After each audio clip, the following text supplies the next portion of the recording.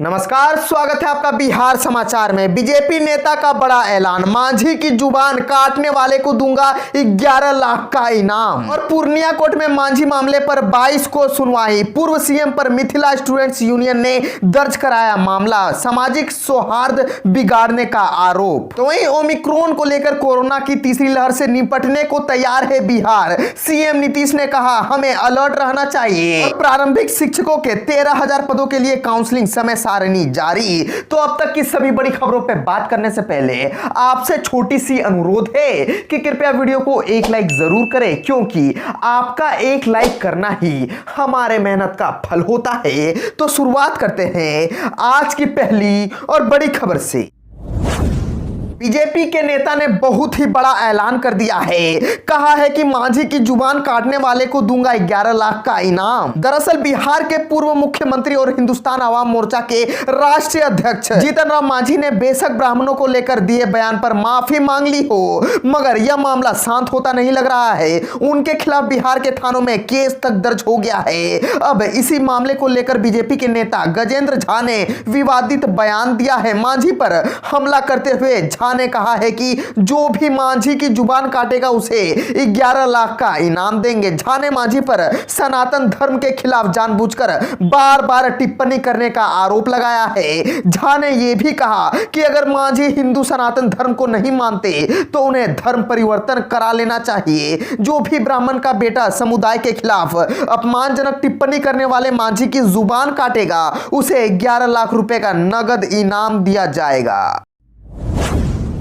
Omicron को लेकर बिहार में कोरोना की तीसरी लहर से निपटने को तैयार। सीएम नीतीश ने कहा हमें अलर्ट रहना चाहिए। मुख्यमंत्री नीतीश कुमार ने कहा कि कोरोना की तीसरी लहर से लड़ने की राज्य में पूरी तैयारी है। कोरोना के ओमिक्रॉन वेरिएंट के रूप में देश में तीसरी लहर की दस्तक है। दूसरे देशों में कहीं चौथा तो कहीं पांचवा फेज आ गया है। इस स्थिति में सभी को अलर्ट रहना है। हम लोगों के यहाँ पूरी सजगता है, हम हर प्रकार से तैयार हैं। मंत्री सोमवार को जनता के दरबार में मुख्यमंत्री कार्यक्रम के बाद पत्रकारों से बात कर रहे थे। मुख्यमंत्री ने कहा कि सबसे ज्यादा कोरोना की जांच बिहार में हो रही है। प्रति 10 लाख की आबादी पर देश की जितनी औसत जांच है उससे ज्यादा हम लोग के यहां हो रही है। हम लोग जांच अधिक करवा रहे हैं ताकि नई तरह से कोई चीज आए तो उसे तुरंत पता चले। मुख्यमंत्री ने कहा कि बिहार में ओमिक्रॉन के मामले अभी तक नहीं है, वो अलग बात है, लेकिन देश के अन्य जगहों में कुछ ना कुछ केस मिल रहे हैं। हम लोगों को इसके लिए अलर्ट रहना चाहिए। समाज सुधार अभियान को लेकर विपक्ष के सवाल पर मुख्यमंत्री ने कहा कि कौन क्या बोलता है इससे हमको कोई मतलब नहीं है। समाज सुधार अभियान चलाकर हम लोग नशा मुक्ति चाहते हैं। हम लोग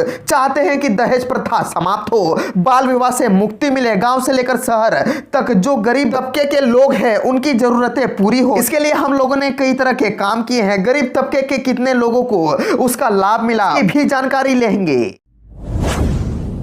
पटना सहित 14 जिलों में शीतलहर का अलर्ट। ऐसी ही ठंड रही तो जनवरी में बंद करना पड़ सकता है स्कूल। मौसम विभाग ने पटना गया और नालंदा सहित राज्य के लगभग 14 जिलों में आने वाले 48 घंटे में शीतलहर को अलर्ट किया है। मौसम विभाग ने चेतावनी दी है कि दक्षिण पश्चिम और दक्षिण मध्य के 1-2 स्थानों पर शीतलहर चलने की संभावना है। ठंड को देखते हुए पटना गया सहित अन्य प्रभावित जिलों जिला मजिस्ट्रेट ने स्कूलों के समय में परिवर्तन किया है। ठंड ऐसी ही बढ़ती रही तो जनवरी में स्कूलों को ठंड के कारण बंद करना पड़ सकता है। 15 से 1 किलोमीटर ऊपर तक पश्चिमी एवं उत्तर पश्चिमी हवा का प्रभाव तेजी से हो रहा है। इसके साथ ही एक चक्रवर्ती परिसंचरण का क्षेत्र भी राज्य के मध्य भाग से समुद्र तल से 1.5 किलोमीटर और 3.1 किलोमीटर तक बना हुआ है। मौसम के इस सिस्टम के प्रभाव से अगले 48 घंटे के दौरान राज्य के दक्षिण पश्चिम व दक्षिण मध्य भाग के 1 या 2 स्थानों पर शीतलहर चलने की संभावना है। ऐसे में राज्य के दक्षिण पश्चिम में स्थित बक्सर, भोजपुर, रोहतास, भभुआ, औरंगाबाद और अरवल के साथ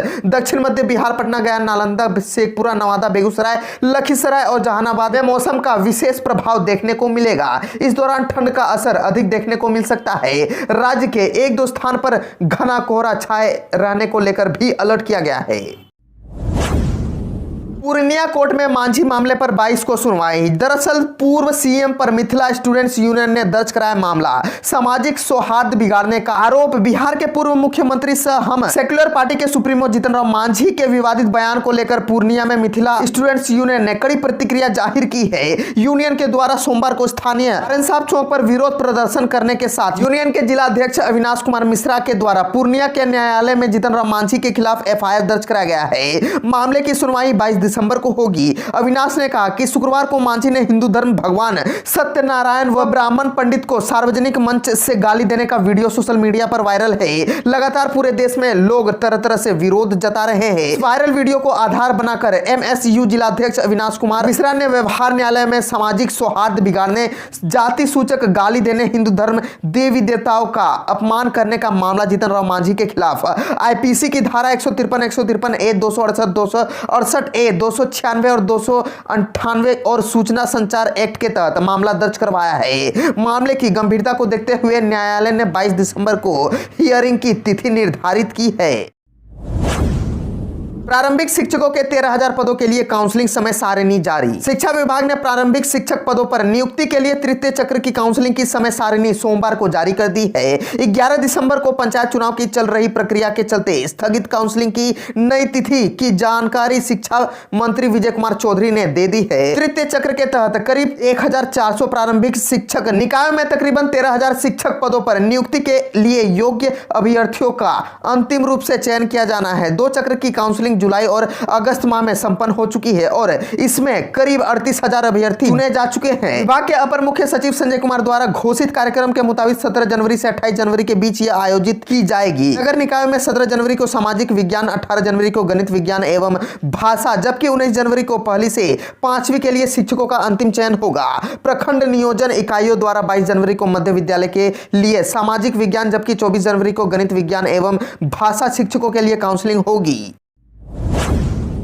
सीएम नीतीश कुमार ने जीतन राम मांझी को दे दिया करारा जवाब। बोले बिहार में ये तो इम्पॉसिबल है। बिहार में शराबबंदी की समीक्षा को लेकर बयान देकर चर्चा में आए पूर्व सीएम जीतन राम मांझी को मुख्यमंत्री नीतीश कुमार ने दो टूक जवाब दे दिया है। उन्होंने कह दिया कि बिहार में शराब इम्पॉसिबल है। सीएम ने यह भी कहा कि सभी लोगों ने शराब नहीं पीने की शपथ ली है। सर्वसम्मति से कानून पारित हुआ है, फिर भी लोग बोलते हैं तो उन पर कोई कमेंट नहीं करेंगे। सीएम जनता दरबार के बाद सोमवार को मीडिया से बात कर रहे थे। सीएम ने भले अपने संबोधन में नाम नहीं लिया, लेकिन यह स्पष्ट तौर पर पूर्व सीएम मांझी के बयान का जवाब था। सीएम ने कहा कि बिहार में शराबबंदी इम्पॉसिबल है। हम पहले ही कह चुके हैं, विधानसभा और विधान परिषद में भी सभी लोगों ने शपथ ली थी। पूरे बिहार में सबने शपथ ली है। एनडीए की बैठक में भी हमने कहा कि सब लोग फिर से संकल्प लीजिए। सबने हाथ उठाकर संकल्प लिया। अब उसी में से कोई कुछ बोलते हैं तो यह विचित्र बात है। अखबारों में तस्वीरें छपी है, सब लोग हाथ उठाए हुए हैं, फिर भी कोई कुछ बोलता है तो हम इस पर कोई कमेंट नहीं करेंगे। मालूम हो कि पूर्व सीएम जीतन राम मांझी ने पिछले दिनों एक कार्यक्रम में कह दिया था कि बड़े अफसर मंत्री भी शराब पीते हैं। वे रात 10 बजे के बाद शराब पीते हैं। उसी तरह गरीब लोग भी चाहते हैं तो पिए, लेकिन अफसरों की तरह। इस दौरान मांझी ने कहा था कि वे सरकार के इस कानून की समीक्षा की मांग करेंगे, क्योंकि मेडिकल साइंस भी लिमिट में शराब पीने से कोई नुकसान नहीं बताता। मांझी के इस बयान के बाद राजनीतिक बयानबाजी शुरू हो गई।